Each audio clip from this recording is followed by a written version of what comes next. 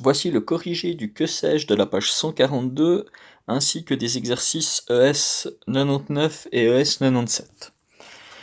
Alors, première partie, le que sais-je, on nous donne un cube ici qui était dessiné en perspective cavalière. On nous demande premièrement de colorier en bleu le sommet D.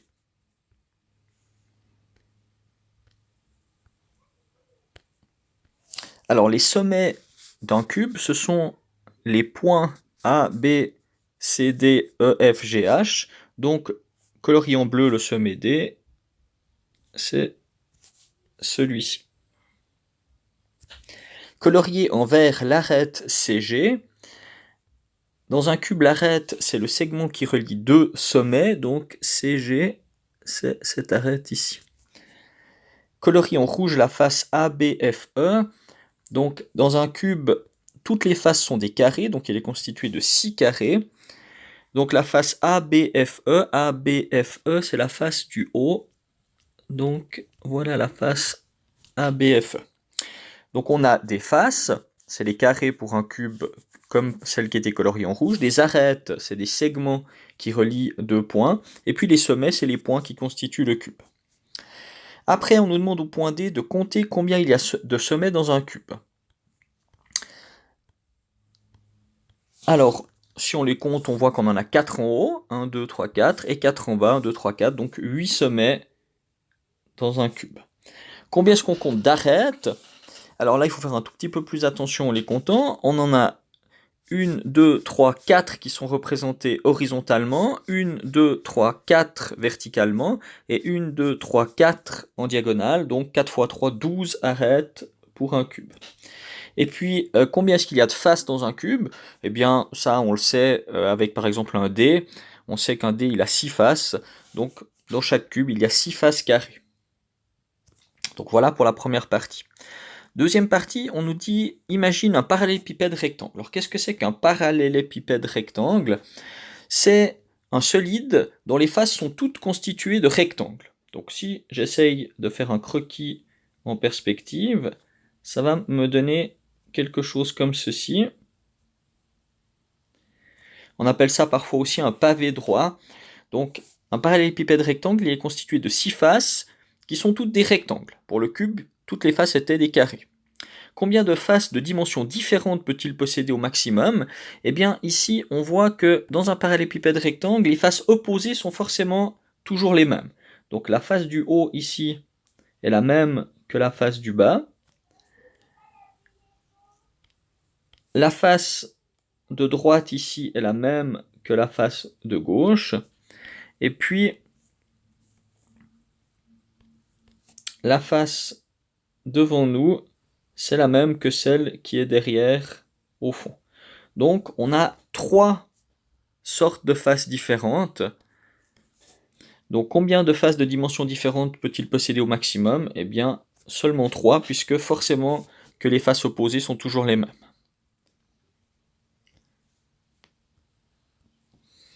Maintenant, si on prend l'exercice ES 97, alors ici, on essaye de déterminer quel type de solide on a dans les représentations du bas. Donc ici, on nous dit complète les phrases suivantes en utilisant une seule fois chacune des lettres à disposition. Donc on a une pyramide, un prisme droit à base triangulaire, un cône, un polyèdre, un parallélépipède rectangle, un prisme droit à base hexagonale et une sphère. Alors commençons peut-être par la sphère en bas. Donc la sphère, c'est une boule. Ici, on voit bien que la boule, c'est la balle de tennis qui est ici en bas. Donc A, c'est une sphère. Maintenant, si on prend ceux qu'on a déjà vus avant, on avait le parallélépipède rectangle. Donc un parallélépipède rectangle, c'est un solide qui est constitué de faces qui sont toutes des rectangles. Donc si on regarde parmi celles qui sont là à notre disposition, le seul solide qui est constitué uniquement de rectangles pour ses faces, c'est celui-ci, le B. On voit qu'on a des rectangles. Donc on retrouve les 3 types de faces différents ici en perspective. Donc on a la bleue qui est devant, qui est la même derrière, celle de gauche on la retrouverait à droite, et puis la face du haut, eh bien on la retrouve aussi en bas. Donc celui-ci, le solide B, c'est un parallélépipède rectangle. Après, regardons ce que c'est qu'un prisme droit.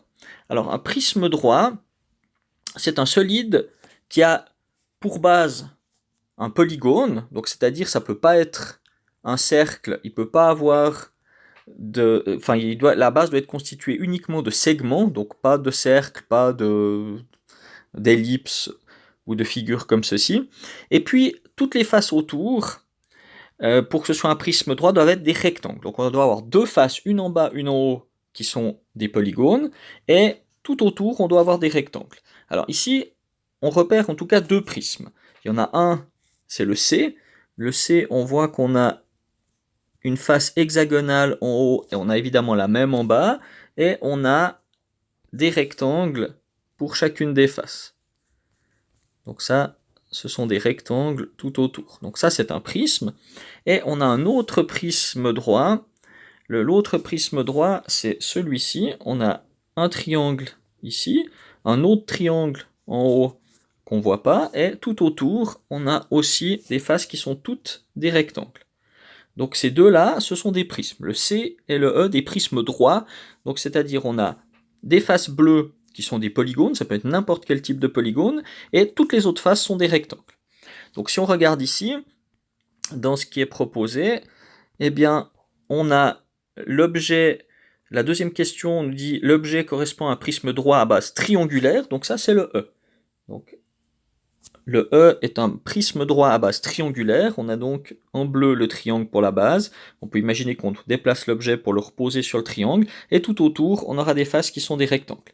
Et puis, l'avant-dernier correspond à un prisme droit à base hexagonale. On voit bien, on a un hexagone ici en bleu dans l'objet C et des rectangles tout autour. Donc, le C, c'est un prisme droit à base hexagonale.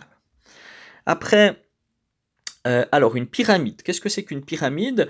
Une pyramide, eh bien, elle doit avoir aussi une base, comme pour les prismes droits, une base qui est un polygone, pas forcément régulier, mais un polygone. Et puis, on a un seul sommet hors de cette base en haut. Donc, si on regarde ici, eh bien, on voit que le F, évidemment, c'est une pyramide. Donc, l'objet F est une pyramide. Un cône, c'est le même principe que la pyramide, seulement on aura un disque comme base. Donc si on prend le D, on voit que la base, alors si je l'imagine comme ça, on a un disque comme base, un seul sommet hors de la base, ça c'est un cône. Donc le D. Et puis le dernier qui nous reste, qui est un polyèdre, eh bien le dernier qu'on n'a pas utilisé, c'est donc le G. C'est donc un polyèdre, on voit pas très bien avec les reflets ce que ça donne, mais on a donc ici un polyèdre pour le dernier solide. Un polyèdre, qu'est-ce que c'est? C'est un solide dont chaque face est constituée d'un polygone, c'est-à-dire on n'a pas le droit d'avoir des courbes. Par exemple, le A, ce n'est pas un polyèdre, le D, ce n'est pas un polyèdre, le G, on voit pas très bien, mais enfin il est constitué de plein de petites faces, donc c'est un polyèdre. Si on prend maintenant l'exercice 99, donc ici on nous donne des solides, ce sont donc des polyèdres, on n'a pas de courbe arrondie, on a à chaque fois des segments. On aimerait trouver combien ils ont de sommets, d'arêtes et de faces. Alors, prenons le premier, l'octaèdre. On va commencer par compter ses sommets. Alors, il y en a un en haut, un en bas, et puis il y en a 4 tout autour, donc il a au total 6 sommets. Je vais abréger S pour sommet, donc 6 sommets. Après, on va chercher ses faces. Alors, ces faces, il y en a 1, 2, 3, 4 en haut, ça fait une pyramide, 4 en bas aussi, donc 8 faces. Et puis, les arêtes, alors il faut faire un petit peu plus attention si on les compte. On verra dans un exercice la semaine prochaine qu'on peut déduire le nombre d'arêtes par calcul. Ici, on va essayer de les compter. 1, 2, 3, 4 en haut, 1, 2, 3, 4 en bas, et 1, 2, 3, 4 autour. On en a donc 12 au total. Si on prend la pyramide à base hexagonale, donc hexagonale ça veut dire 6 sommets en bas, plus 1 en haut, on a donc 7 sommets. Pour les faces, on a 6 faces tout autour, puisque la base était un hexagone, donc il y a 6 faces triangulaires tout autour, et puis on a une face en bas, donc cette face aussi. Et pour les arêtes, on en a 6 en bas, plus les 6 qui partent vers le sommet, donc 12 arêtes au total. Et finalement pour le C, le prisme droit à base hexagonale.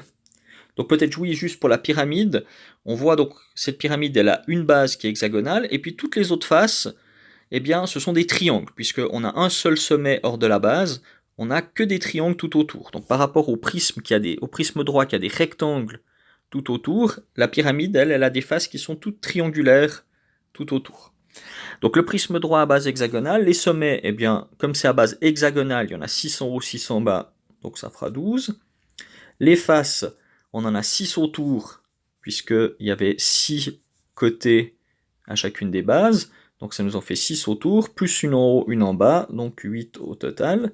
Et les arêtes, donc les arêtes, il y en a 6 en haut, 6 en bas, et 6 verticales, donc 6 x 3, 18 pour les arêtes.